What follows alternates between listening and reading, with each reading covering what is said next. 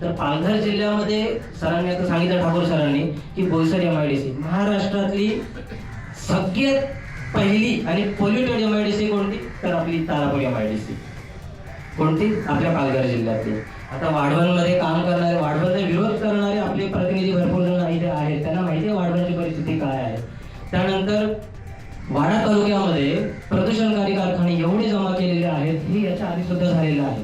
आता आम्ही विरोध करायला सुरुवात केलाय, खूप उशीर झालाय, तरीही आम्ही सुरुवात केली आणि त्याला यश मिळतंय, अजूनही पुढे मिळेल. थोडं उशीर होतंय कारण ते होऊन गेलेलं आहे. पण आपल्या ह्या सफाळे परिसरामध्ये हे जे मला वाटतं 3000 एकरची जी जागा आहे, त्या 3000 एकर जागेमध्ये जसं मोहिते सरांनी सांगितलं की सगळ्यात जास्त जागा आहे ही खासगी जागा आहे.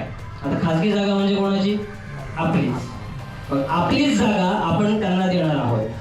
तर हा प्रकल्प एका कंपनीचा आहे, हा कुठल्या सरकारी नाहीये. पण कुठलाही एखादा कारखाना एखाद्या ठिकाणी जर काम करत त्यांना जर यायचं असेल तर त्यांना वैयक्तिक जागा खरेदी करावी लागते आणि तिथे 100% जागा त्यांना खरेदी करण्यासाठी परवानगी असेल तर ते करू शकतात. म्हणून हे काय करतात, सरकारी यंत्रणेला सोबत घेतात.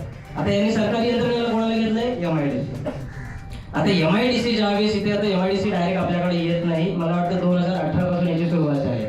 2018 पासून सुरुवात झाली म्हणजे हे काय असे शांत बसलेले नाही, त्यांनी कागदोपत्री सुरुवात केली, आपल्यापर्यंत काहीही नव्हतं. आता मला वाटतं 1-2 वर्ष झाली याची माहिती आपल्यापर्यंत यायला लागले की हे जे 1200 हेक्टरची जी जागा आहे यातली 1000 हेक्टर जागा ही खाजगी आणि फक्त 200 हेक्टर जागा ही जी आहे ती शासकीय आहे. आता शासकीय म्हणजे त्याच्यामध्ये पण गुरुचरण वगैरे हेच आहे, म्हणजे ते सुद्धा आपलंच आहे, ते सुद्धा आपलंच आहे, गावठाण असेल किंवा गुरुचरण असेल. म्हणजे जवळजवळ 75 ते 80% जागा ही खाजगी आहे. आता याच्यामध्ये पुन्हा काय होतं, सरकारला सुद्धा एखादी जागा जर घ्यायची असेल तर तिथे 60 ते 70% त्या नागरिकांची, ज्यांची जागा आहे, जे बाधित आहेत, त्यांची संमती असल्याशिवाय जागा घेऊ शकत नाही. मग ह्यासाठी आता जसं मला वाटतं सुरुवातीला सांगितलं की जंतर मंतरवर आंदोलन झालं, युवा पिढी एकत्र होती म्हणून आंदोलन सक्सेस झालं. आणि आज इथे जर बघतोय आपण, इथे युवा पिढी मला भरपूर दिसते. नक्कीच ह्या आंदोलनाला सुद्धा यश मिळेल आणि आपली सुरुवात आहे, ही सुरुवात जी आपण केली ही शेवटपर्यंत ठेवणार असाल तर आपल्याला नक्की यश मिळेल. जर मध्येच कोणतरी, कधी असं होतं की काही सरांनी सांगितलं दुर्बुद्धी काहींना आलेली आहे, तर ती दुर्बुद्धी कोणामध्ये येऊन देऊ नये.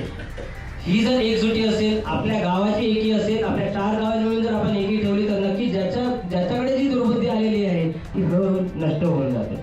आता राहिला विषय 70% आणि 20%, त्यांनी सर्वे करावा लागतो. त्यामध्ये 2 प्रकारचे पहिले सर्वे येतात, सुरुवातीचे सर्वे 2 येतात.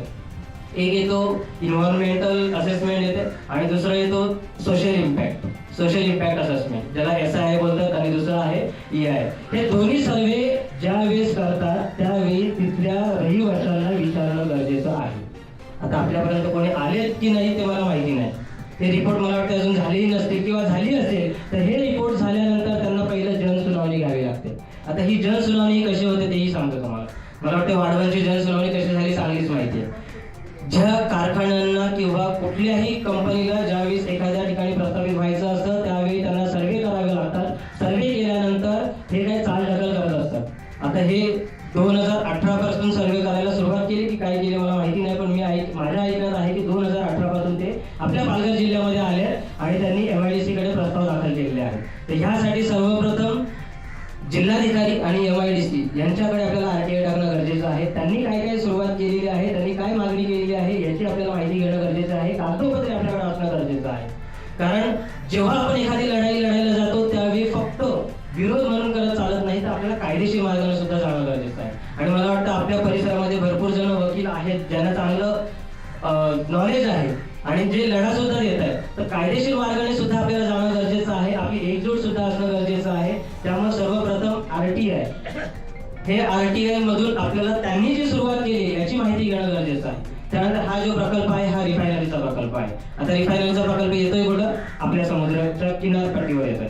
किनारपट्टी म्हणजे लांबूनच समुद्र आहे. रिफायनिंग म्हणजे कच्च्या तेलावर प्रक्रिया करणार. कच्च्या तेलावर ज्यावेळेस प्रक्रिया केली जाते सांडपाणी कुठे सोडणार, समुद्रामध्ये. आता हे मी सांगण्याचं कारण असं आहे की हे तर समुद्रामध्ये सोडणार आहे. आमच्या वाड्यामध्ये जवळजवळ अशा शेकडो कारखाने आहेत जे प्रदूषणकारी टायर बनवण्याचे आहेत. बाहेरच्या देशातून, परदेशातून टायर मागवतात, ते जाळले जातात कितीतरी टेम्परेचरवर जाळली जातात, त्याच्यामधून ऑइल काढलं जातं आणि त्यामधून येणारं जे दूषित हवा आहे ती बाहेर निघते. पॉलिकार्बन जे असतात ते बाहेर निघतात. त्याच्यामुळे काय होतंय, जी धुळीचे जे कण आहेत ते पूर्णतः बाहेर पसरतात. बाहेर पसरल्यानंतर जी आजूबाजूच्या परिसरामध्ये असलेली जी झाडं आहेत त्या झाडांमध्ये जी फोटोसिंथेसिस जी प्रोसेस होते, म्हणजे त्याचं जे अन्न तयार करण्याची जी प्रक्रिया होते तीच बंद होते. म्हणजे झाडं म्हणजे शेती नष्ट झाली, आपल्याला लागून पूर्ण बागायती शेती आहे आपली. हे काही वेळानंतर होणार आहे. जी आता आपण बघत असेल डहाणूमध्ये चिक्कूची बाग किती राहिले जरा एकदा त्याचाही आढावा घ्या. जो आपला बोईसरचा प्रकल्प आहे त्याच्यामुळे आणि डहाणूमधल्या काही भाग आहेत त्या एरियामध्ये असेच प्रकल्पांमुळे झाडं नष्ट व्हायला लागले. हेच वाडा तालुक्यामध्ये सुद्धा परिस्थिती झालेली आहे. त्यानंतर पावसाळ्यामध्ये एखादे कारखाने जेव्हा प्रक्रिया करत असतात त्यांचे जे पावडर असेल किंवा ऑइल असेल किंवा केमिकल्स असतील ते पाण्याबरोबर आपल्या जागेमध्ये येतात, जमिनीमध्ये येतात आणि हेच पाणी खाली भूजलामध्ये जातं, जमिनीमध्ये जातं. आता जमिनीमध्ये गेल्यानंतर आपल्याकडे पाण्याचे स्रोत काय, आपल्याला ग्रामपंचायत वेगळं पाणी बाहेरून पाणी आणून देते का? हे जर पाणी आपल्याच जमिनीमध्ये जर मुरलं तर ते पाणी कोणाला मिळणार आहे? आणि ही परिस्थिती सध्या वाडा तालुक्यामध्ये आहे. बोरवेलमध्ये वैयक्तिक मारलेल्या स्वतःच्या घरच्या बोरवेलमध्ये सुद्धा तेल निघतंय. तेलासारखं तेलाचे डायरेक्ट थर येतात आणि हे एमपीसीबीच्या अधिकाऱ्यांच्या समोर ठेवलेले आहेत, पण तरी एमपीसीबी अधिकारी काही करत नाही. म्हणून ही सुरुवात आपल्याला आतापासूनच करणं गरजेचं आहे. त्यानंतर मला वाटतं याच्यामध्ये पण सुद्धा कच्च्या तेलाची प्रक्रिया करणार आहेत. जे काही हायड्रोकार्बन्स आहेत ते हवेमध्येच जाणार आहेत. त्याच्यामुळं जे श्वसनाचे रोग आहेत किंवा कॅन्सर सारखे त्याच्यामध्ये कार्सिनोजेनिक सुद्धा ऍक्टिव्हिटीज होतात. कॅन्सर सारखे जे आजार आहेत ते सुद्धा होण्याची दाट शक्यता असते. पण इथे काय होतं, ऍडव्होकेट साहेब इथे आहेत, इथे काय होतं माहितीये का, जे महाराष्ट्र प्रदूषण नियंत्रण मंडळ आहे ते सरकारी दवाखान्यामध्ये जातात, सरकारी दवाखान्यामधून रिपोर्ट घेतात. आपण त्याचे जातो सरकारी दवाखान्यामध्ये, जातोय, काही झालं तर प्रायव्हेट दवाखान्यामध्ये जातोय. हे जाऊन सरकारी दवाखान्यामध्ये रिपोर्ट घेतात आणि सरकारी दवाखान्यामध्ये रिपोर्ट येतात की आम्हाला असे कुठलेही आजार आढळून आलेले नाहीत. आणि हे स्वतः महाराष्ट्र प्रदूषण नियंत्रण मंडळाच्या अधिकारी SRO या स्वतः जनसुनावणीमध्ये सुद्धा सांगतात. जनसुनावणीमध्ये सांगण्यापेक्षा पालकमंत्र्यांनी मागे जनता दरबार घेतला होता, त्या जनता दरबारमध्ये सुद्धा अधिकाऱ्यांनी हे सांगितलंय. आणि ज्यावेळी एका कंपनीची जनसुनावणी होती, 700 टनवरून 7,000 टनची कॅपॅसिटी करायची होती, त्यावेळी त्यांनी जनसुनावणी घेतली होती. त्या जनसुनावणीमध्ये आम्ही प्रत्यक्ष मॅडमना सांगितलं, मॅडम तुम्ही प्रायव्हेट दवाखान्यांचा कधी आढावा घेतलाय का? आणि त्याच वेळी एका महिलेला तिथे उलटी आली.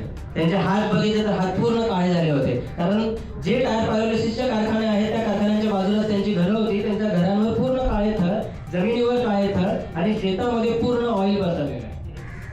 त्याच्यानंतर त्यांनी आजपर्यंत, आज 3 महिने झाले, एप्रिल महिन्यामध्ये त्यांची जनसुनावणी झाली होती. त्या जनसुनावणीमध्ये सुद्धा मी स्वतः होतो. पहिली जनसुनावणी आम्ही रद्द करायला लावली. त्याचं कारण अधिकारी कोणीच नाही.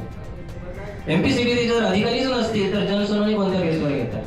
त्याच्यामुळे हा एक मुद्दा लक्षात ठेवला पाहिजे की ह्या जनसुनावणी सुद्धा होऊन द्यायच्याच नाही.